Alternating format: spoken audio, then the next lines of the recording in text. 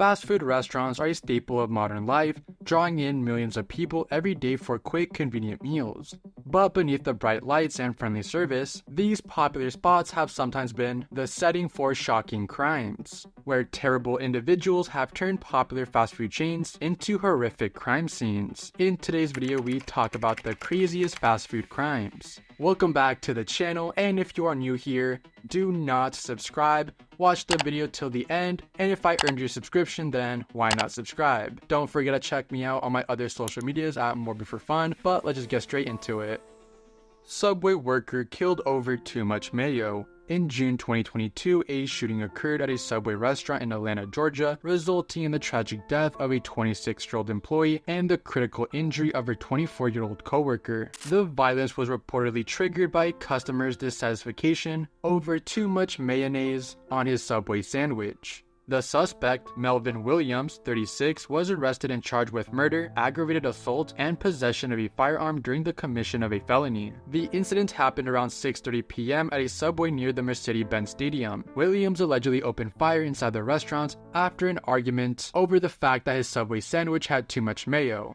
He sadly hit both of the employees. The 26-year-old victim, Brittany McCann, died from gunshot wounds, while the other woman was rushed to surgery. The injured employee's 5-year-old son was present at the time of the shooting. The store owner, Willie Glenn, described the employees as exemplary workers and expressed heartbreak over the senseless violence. The police emphasized that the focus should be on the broader issue of gun violence, and not the specific argument about the sandwich with too much mayo.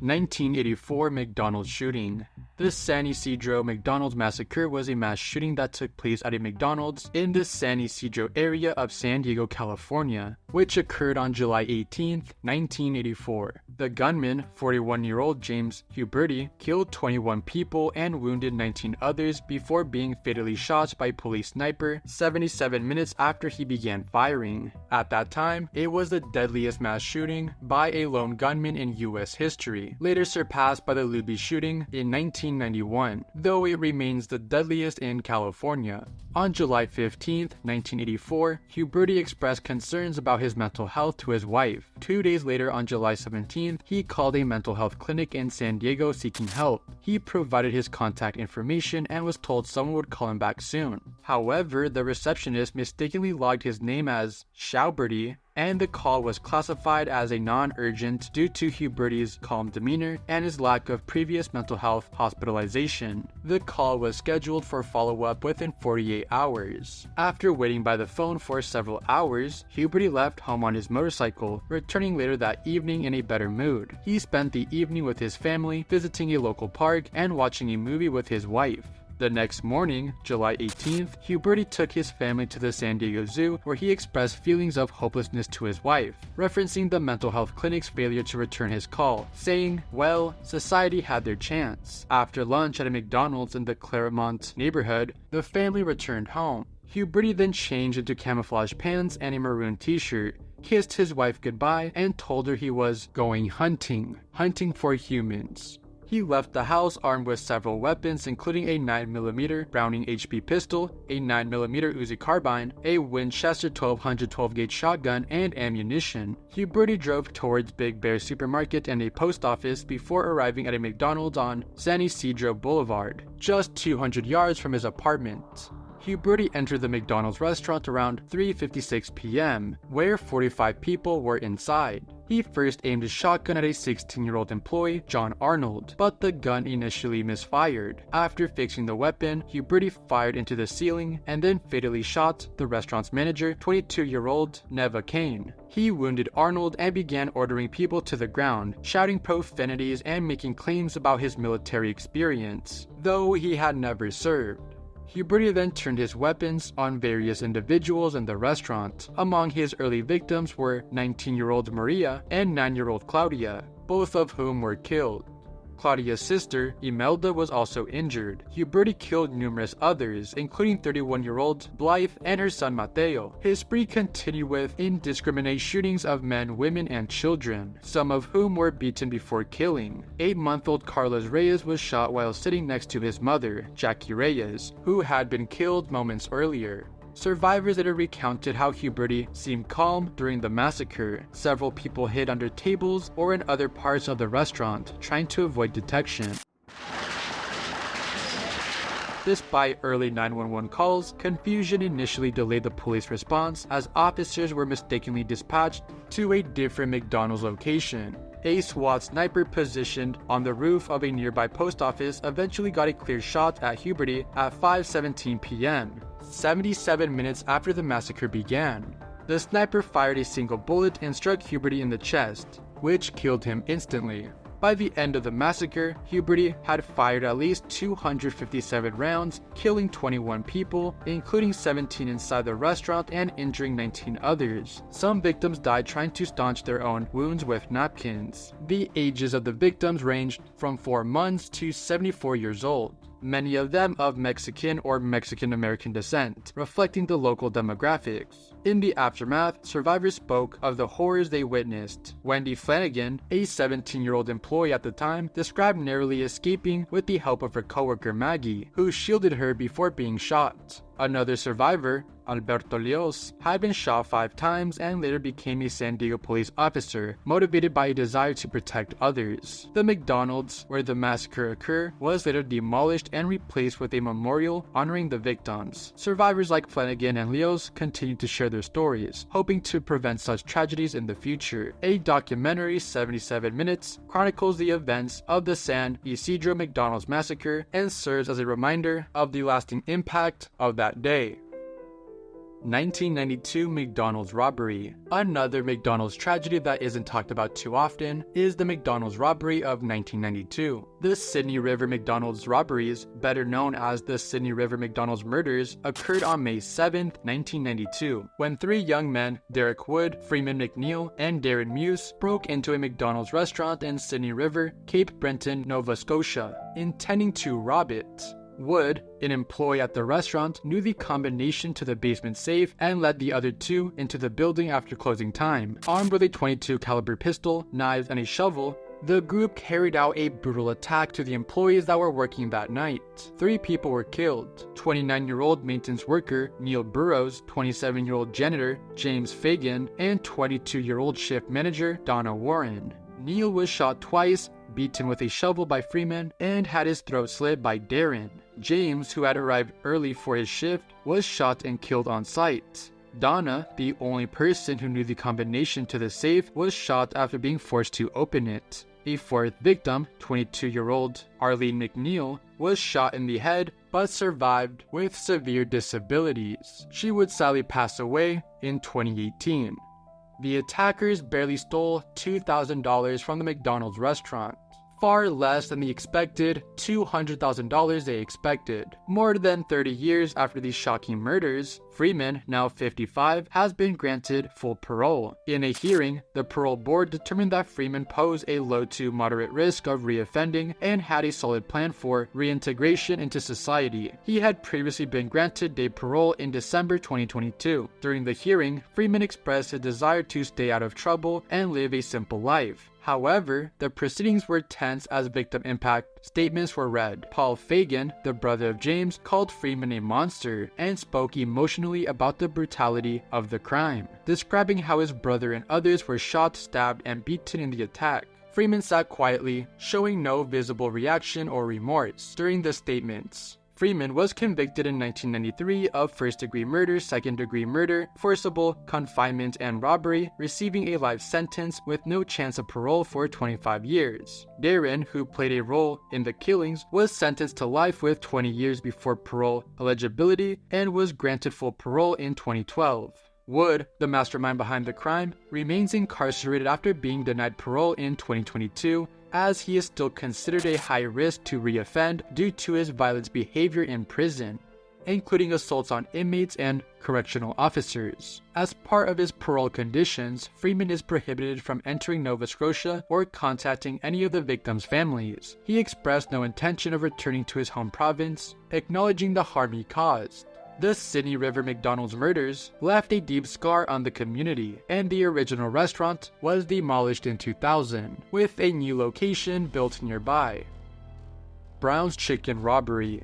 On January 8, 1993, one of the most infamous massacres in Chicago history occurred, now known as the Brown's Chicken Massacre. 7 employees at the Brown's Chicken restaurant, located at 168 West Northwest Highway in Palatine, were brutally shot and killed during a robbery that netted the killers less than $2,000. Among the victims were the restaurant's owners, Richard and Lynn, and employees, Guadalupe Maldonado, Michael Castro, Rico Solis, Thomas Menace, and Marcus Nelson. The victims' bodies were later discovered in a walk-in refrigerator by police. This horrific crime sparked nearly a decade-long search for the perpetrators and remained one of the greatest unsolved mysteries in the Chicago suburbs for years. However, the case finally broke in 2002 when a former girlfriend implicated James Degorski and Juan Luna. Luna had previously worked at the restaurant, and DNA evidence found on a partially eaten piece of chicken at the scene matched his DNA. According to prosecutors, Degorski and Luna had entered the restaurant just before closing with the intent to commit a major crime.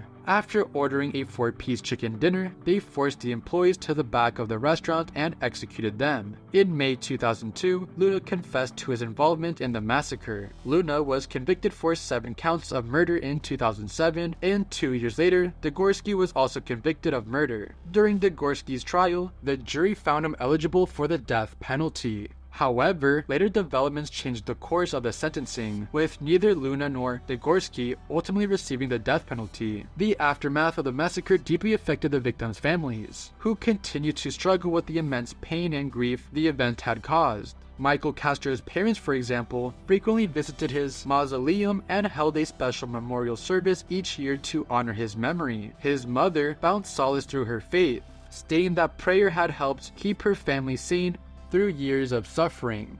In her victim impact statement during Luna's trial, Joy, the daughter of Richard and Lynn, addressed Luna, telling him that his actions had brought grief to his own family as well as theirs. "Your family will now join ours in a circle of grief," she remarked. The Brown's Chicken restaurant where the massacre occurred was torn down in 2001. And the site remained vacant until a Chase Bank branch was built there several years later. Despite closure of the victims' families, with the convictions of the killers, the pain and loss continued to resonate in the community, with families like the Castros still praying for their loved ones and finding ways to cope with the tragedy. Advances in DNA technology were critical in solving the case, with the DNA match on the chicken bone marking a turning point in the investigation. Over the years, such techniques have only grown more sophisticated, serving as a vital tool in criminal investigations. Though justice has been served, the impact of the Brown's Chicken Massacre remains one of the darkest chapters in Chicago's history.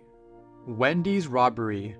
Craig has spent nearly half his life in prison, mostly for his role in the 2000 Wendy's Massacre. The massacre occurred in Queens on May 24, 2000. Craig and his accomplice, John Taylor, entered a Wendy's on Main Street in Flushing and forced 7 employees into a basement freezer. The victims were bound with duct tape and plastic bags were placed over their heads before being shot execution style. Taylor, who was considered the mastermind of the robbery, shot the first 2 victims while Craig shot 5 others, leaving only 2 survivors. Craig claimed in a later prison interview that the robbery escalated when the manager, Gene, tried to break free, leading Taylor to start shooting. According to Craig, a struggle ensued between him and Taylor over the gun, but he was ultimately pressured to continue the killings. He stated that he shot with his eyes closed, though 2 of his victims luckily survived.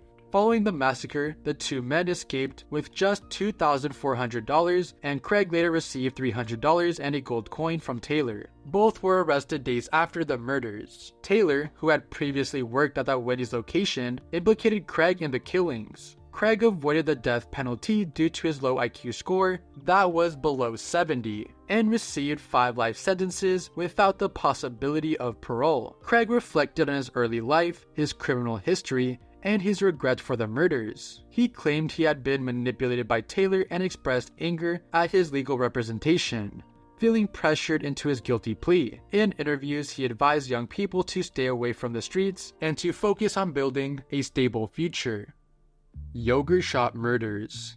Firefighters responding to a frozen yogurt shop fire in Austin, Texas on December 6, 1991 found a far grimmer scene than they expected. Inside, the charred bodies of 4 teenage girls were discovered: 17-year-old Eliza, 13-year-old Amy, and sisters Jennifer 17 and Sarah 15. The victims had been bound, gagged, shot in the head, and the shop was set ablaze to destroy the evidence. The victims were closing the "I can't believe it's yogurt" shop when investigators believe at least 2 men entered, forced them into the storage room, and committed the brutal crime.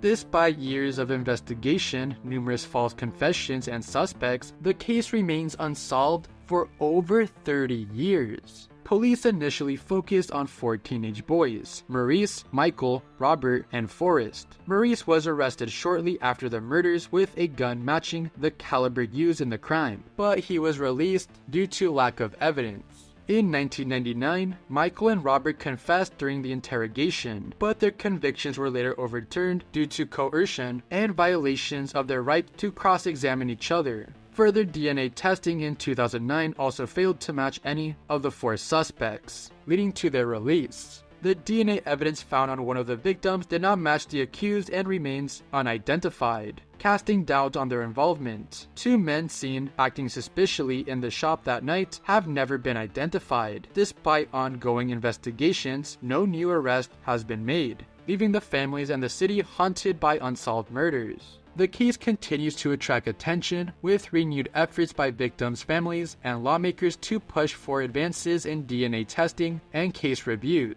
The search for justice in Austin yogurt shop murders still remains open for over 30 years. The Burger Chef Mystery. In November 1978, the town of Speedway, Indiana was struck by one of its darkest moments: the gruesome murders of 4 teenagers working at a local Burger Chef. Burger Chef was an American fast food chain. It began operating in 1954 in Indianapolis, Indiana. It expanded throughout the United States and at its peak in 1973 had 1,050 locations, including some in Canada. America, Burger Chef's got thick, juicy, terrific burgers for you. 100% all beef. We really work hard to serve them hot and delicious. Open wide, America, you never can forget. However, the fast food chain was closed down in 1982 because Carl's Jr. bought them out. On the night of November 17, the employees, Jane Fried, Daniel Davis, Mark Flemons, and Ruth Shelton, vanished from the restaurant. The scene suggested a possible robbery, but the reality was far more horrifying. Their bodies were found 2 days later in a remote field, all brutally murdered. Police initially botched the investigation, treating the case as a simple runaway situation. By the time they realized the gravity of the crime, crucial evidence had been lost. Despite several leads, including a confession that was later retracted, no one was ever charged. The Burger Chef murders remain unsolved till this day, a chilling mystery that continues to haunt the community. Families of the victims still wait for justice, while the case sits as one of Indiana's most infamous cold cases, marked by missteps and lingering questions. Chuck E. Cheese shooting. On December 14, 1993, a tragic mass shooting occurred at a Chuck E. Cheese restaurant in Aurora, Colorado, where 19-year-old Nathan Dunlap, a former employee, killed 4 employees and severely injured a 5th. Dunlap, who had been fired 5 months prior after a dispute over work hours, sought revenge against the restaurant. After ordering food and playing an arcade game, he hid in a restroom until the restaurant closed, at which point he emerged and opened fire with a .25 caliber semi-automatic pistol. Dunlap's victims included 19-year-old Sylvia, who was shot while cleaning the salad bar, 17-year-old Ben, who was shot while vacuuming, and 17-year-old Colleen, who was shot in the head despite pleading for her life.